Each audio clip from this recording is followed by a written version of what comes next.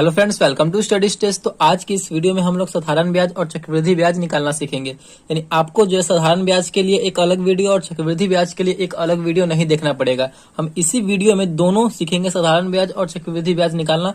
साधारण ब्याज से 2 क्वेश्चन को अभी हम सॉल्व करेंगे, फिर उसके बाद चक्रवृद्धि ब्याज के 2 क्वेश्चन को सॉल्व करेंगे, जिससे कि आपको सारा डाउट जो है आपका क्लियर हो जाएगा। तो वीडियो को लास्ट तक जरूर देखिएगा, जिससे कि दोनों आपको समझ में आ जाए। तो चलिए सबसे पहले हम साधारण ब्याज का एक क्वेश्चन लिए हुए हैं, उसको समझते हैं, सॉल्व करते हैं। पहला क्वेश्चन है यहाँ पे 5,000 रुपए का 3% वार्षिक दर से 3 साल का साधारण ब्याज क्या होगा। यानी हमारा यहाँ पे 5,000 रुपए जो दिया हुआ है ये हमारा मूलधन हो गया, ये जो हमारा दिया हुआ है 3% ये हमारा दर हो गया, और ये जो हमारा दिया हुआ है ये हमारा समय हो गया।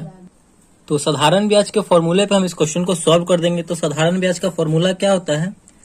साधारण, इसको हम यहाँ पे शॉर्ट फॉर्म में लिख रहे हैं, साधारण ब्याज यानी सिंपल इंटरेस्ट का फॉर्मूला होता है मूलधन गुने समय गुने दर। यहाँ पे हम ये दोनों शॉर्ट फॉर्म में लिखे हैं, और बटे में क्या होता है तो 100 होता है। ठीक, तो यहाँ पे हमारा मूलधन कितना दिया गया? 5,000 रुपया। मतलब ये हमारा मेन मूलधन, जिसपे रुपया जिसपे सूद चल रहा है, ब्याज चल रहा है। 5,000 हमारा मूलधन हो गया। समय कितना है तो 3 साल, तो 3। दर कितना है? 3 है तो 3% है, तो 3% का साइन हटता है, तो इसीलिए नीचे 100 दिया गया। तो यहाँ पे 100 नीचे में। चलिए 00 से 00 यहाँ पे ये कैंसिल हो जाएगा। इसको सॉल्व कर दीजिए। 50 गुने, यहाँ पे 50 बचा, 3 तिहाई 9 हो जाएगा हमारा। तो 50 में 9 से गुना करेंगे तो 9 पचे 45, यानी 450 रुपया हमारा ये साधारण ब्याज हो गया। यानी साधारण ब्याज हमारा 450 रुपया हो गया। अगर पूरा रुपया हमें उसको देना पड़ेगा तो कितना देना पड़ेगा? 5,000, जैसे कि हमारा ये मिश्रधन हो जाएगा।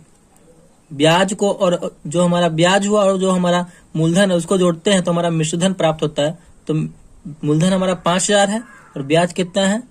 450 रुपया। तो हमारा ये हो गया 5,450 रुपया हमें उसको देना पड़ेगा टोटल मिला करके। तो ये था हमारा पहला क्वेश्चन। अब हम देखते हैं कि अगर यहाँ पे साल दिया, यहाँ पे तो साल दिया हुआ है, 3 साल दिया हुआ है। जैसे कि अगर यहाँ पे महीना दिया रहा है, जैसे कि 12 महीने, जैसे कि यहाँ पे दिया रहे 9 महीना, 18 महीना या फिर 20 महीना, महीना में दिया रहे, और हमारा जो वार्षिक जो यहाँ पे दर चलेगा हमारा वार्षिक ही चलेगा, तो कैसे इस क्वेश्चन को सॉल्व करेंगे? चलिए हम महीना वाला यहाँ पे क्वेश्चन ले लेते हैं और उसको भी समझते हैं। तो यहाँ पे हमारा साधारण ब्याज का दूसरा सवाल क्या है कि 2,000 रुपए का 6% वार्षिक दर से 18 माह का साधारण ब्याज क्या होगा। पिछले क्वेश्चन में यहाँ पे साल में दिया हुआ था क्या, लेकिन हमारा दर वार्षिक चल रहा है, लेकिन यहाँ पे महीना, यहाँ पे जो हमारा समय दिया गया ये महीना में दिया गया। तो कैसे सॉल्व होगा ये? चलिए देखते हैं, इसको सॉल्व करते हैं। मूलधन जो है हमारा कितना है? मूलधन हमारा दिया गया है 2,000 रुपया। ठीक, देखिए यहाँ पे हमारा दर जो दिया गया है यानी रेट 6% सालाना चल रहा है, यानी वार्षिक चल रहा है। ठीक, और हमारा ये जो समय दिया गया है, ये समय दिया गया है हमारा ये 18 माह में दिया गया है। तो महीना यहाँ पे दिया गया है, लेकिन हमारा दर चल रहा है वार्षिक, तो इसको भी हमें समय को भी साल में चेंज करना होगा, यानी वर्ष में चेंज करना होगा। तो वर्ष में चेंज करने के लिए क्या करना होगा? एक साल में कितना महीना होता है? तो 12 महीना होता है क्या। तो हमें इसको चेंज करने के लिए 18 में कितना से भाग करना होगा साल में चेंज करने के लिए? तो हमें 12 से भाग करना होगा, क्योंकि 12 महीने में एक साल होता है। तो साल में चेंज करने के लिए हमें 12 से भाग देना होगा। इसको अब काट कर दीजिए, जो कटिंग होने वाला है उसको कटिंग कर दीजिए। तो यहाँ पे कटिंग होने वाला है, ये देखिए 6 3 18, 6 से 3 बार में ये कट जाएगा, और ये 12 जो है 6 से 2 बार में कट जाएगा, यानी 3/2 वर्ष। वर्ष में हम इसको कन्वर्ट कर दिए तो हमारा कितना निकल के आ गया? 3/2, यानी 1.5 वर्ष हमारा ये निकल के आ गया। वर्ष में कन्वर्ट किए तो 3/2 ईयर। ठीक, तो ऐसे ही हम वर्ष में कन्वर्ट करेंगे अगर महीना में दिया रहे तो। अब हम साधारण ब्याज के यहाँ पे फॉर्मूला लगाएंगे। साधारण ब्याज सिंपल इंटरेस्ट क्या होता है? तो मूलधन गुने समय गुने दर बटे में होता है हमारा 100। इसी पे आप बैठा दीजिए। मूलधन हमारा कितना दिया गया है? तो 2,000 रुपया मूलधन दिया गया है। समय कितना है?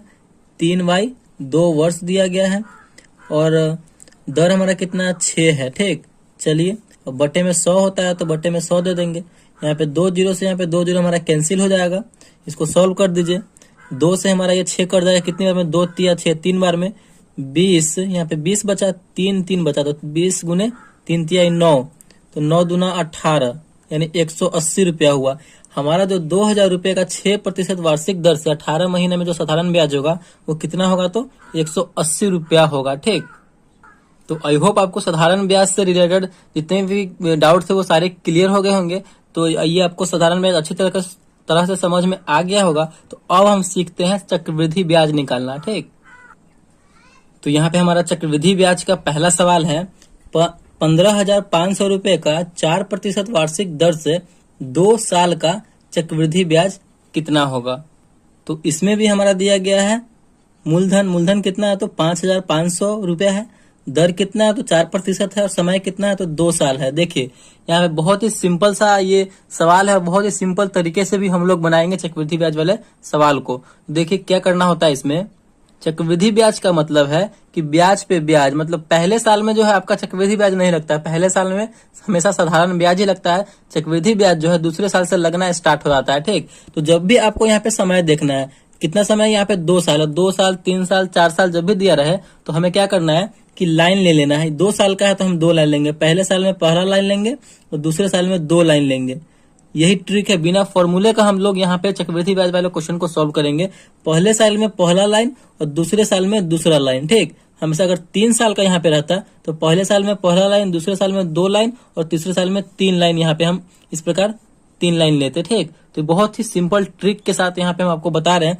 अब हमें इतना लाइन ले लेने के बाद हमारा अब जितना मूलधन है ना उसका हमारा 4% हमेशा निकालना है। जब भी आपको दिया रहेगा तो मूलधन में हमारा 4% जो भी आपका दर दिया रहेगा वो निकाल लेंगे। तो यहाँ पे हमारा मूलधन कितना है, 15,500 रुपये है, और दर में हम निकाल लेंगे, दर में गुना कर देंगे तो प्रतिशत के यहाँ पे चिन्ह हटेगा तो नीचे आ जाएगा 100, 00 से 00 यहाँ पे कैंसिल हो जाएगा। 155 में 4 से गुना कीजिए, 5 चौका 20 का 0 हासिल 2, 5 चौका 20 2, 22 का 0 22 का 2 हासिल 2, और 4 एकम 4 2 6, यानी जो है हमारा 620 रुपया निकल के आया। ये 1 साल का हमारा साधारण ब्याज ये निकल के आया। ठीक, 1 साल का हमारा ब्याज जो निकल के आया कितना आया, तो 620 रुपया आया, 15,500 रुपए का 4% की दर से। तो 1 साल का 620 रुपया। तो ये जो हमारा लाइन होता है, ये वाला पहला लाइन ऐसे नीचे की तरफ जो आता है ये हमारा साधारण ब्याज वाला लाइन होता है। तो इसमें हम 620 रुपया लिखेंगे। जो आपका निकल के आएगा ना इसी लाइन में आपको लिखना है। 620 ऊपर भी 620 नीचे भी एकदम सेम, जो ऊपर में लिखे हैं बिल्कुल वही लिखना है। अब हमारा जो है ब्याज पे ब्याज लगेगा, तो हमारा पहले साल का ब्याज यही ना है, तो दूसरे साल में ब्याज लगेगा। कितना लगेगा, तो 4% लगेगा। इसी 620 रुपया पे कितना लगेगा, तो 4% ब्याज लगेगा दूसरे साल में। चक्रवृद्धि ब्याज का मतलब यही होता है।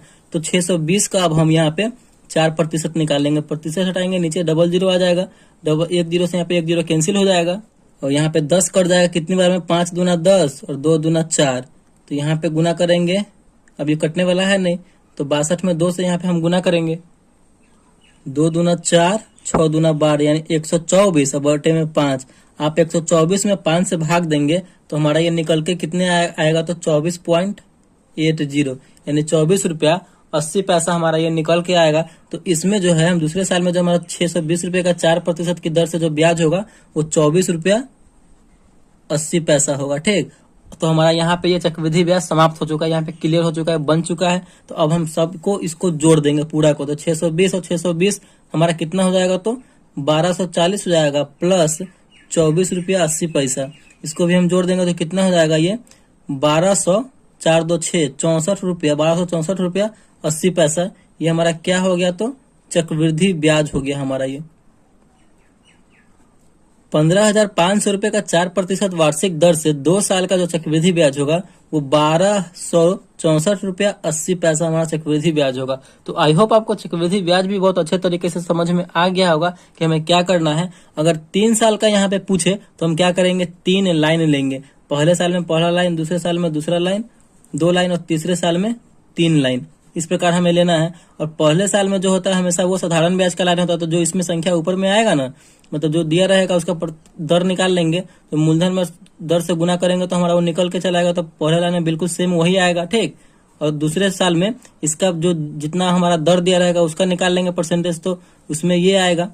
और इसका दूसरे लाइन में इसका हम गुना करते चले जाएंगे और इसमें हम इसका पहाड़ा पढ़ के लिख देंगे। फिर तीसरे साल में फिर इसका हमें जो दर दिया रहेगा उसका प्रतिशत निकाल के इसमें कर देंगे। सबको जोड़ देंगे तो हमारा निकल के यहाँ पे चला आएगा चक्रवृद्धि ब्याज। तो इसी तरीके से जो हमें चक्रवृद्धि ब्याज बनाना है। अब हम समझते हैं कि चक्रवृद्धि ब्याज और साधारण ब्याज में अंतर होता क्या है।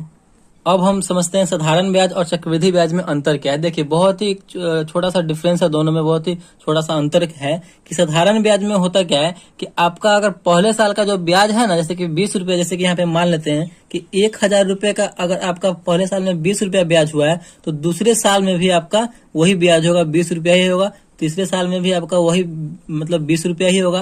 तीनों साल का जोड़ेंगे तो 60 रुपया हो जाएगा, मतलब इसी साल का। अगर पहले साल में जो आपका ब्याज चल रहा है ना तो दूसरे साल में उतना ही ब्याज लगेगा, तो तीसरे साल में भी उतना ही ब्याज लगेगा। लेकिन चक्रवृद्धि ब्याज में ऐसा नहीं होता। चक्रवृद्धि ब्याज में क्या होता है कि पहले साल का तो चक्रवृद्धि ब्याज होता नहीं है, पहले साल का साधारण ब्याज ही हमें लगेगा। दूसरे साल से हमारा चक्रवृद्धि ब्याज लगना स्टार्ट होता है। अगर पहले साल में हमारा ब्याज जो है 20 रुपया हुआ है, तो जैसे कि 1000 रुपया का हमारा 20 रुपया ब्याज हुआ पहले साल में, तो दूसरे साल में क्या होगा कि इसी 20 रुपया पे भी हमारा ब्याज लगेगा। जैसे कि इस 20 रुपया पे हमारा 2 रुपया लगा, तो अगर 20 रुपया पे अगर ब्याज जोड़ेंगे चक्रवृद्धि ब्याज जितने भी 10 एग्जाम्पल के तौर पे आपको हम बता रहे हैं, तो 2 रुपया अगर इसमें बढ़ गया तो ये मिलकर कितना हो गया, 22 रुपया हो गया 2 साल में। ठीक, तो 22 रुपया चक्रवृद्धि ब्याज हुआ, तो तीसरे साल का अगर निकालेंगे तो इस 22 रुपया का भी हम ब्याज जोड़ेंगे तीसरे साल में। तो इसमें बिल्कुल कुछ अलग नहीं होता है। साधारण ब्याज में मतलब हर एक साल आपका इसी पे ब्याज लगेगा, मतलब ब्याज का ब्याज नहीं जोड़ा था। चक्रवृद्धि ब्याज में ब्याज का ब्याज जोड़ा जाएगा। पहले साल में 20 रुपया लगाया तो दूसरे साल में अगर फिर 20 रुपये का ब्याज लगेगा, फिर जो जितना मिल करके होगा फिर उसका ब्याज तीसरे साल में लगेगा। तो चक्रवृद्धि ब्याज में ऐसा ही होता है। तो आई होप आपको जो है चक्रवृद्धि ब्याज और साधारण ब्याज दोनों बहुत अच्छे तरीके से समझ में आ गया होगा। अगर वीडियो आपको अच्छा लगा और पसंद आया तो प्लीज वीडियो को एक लाइक कीजिएगा और चैनल पर नया है तो चैनल को सब्सक्राइब जरूर कीजिएगा। Thank you.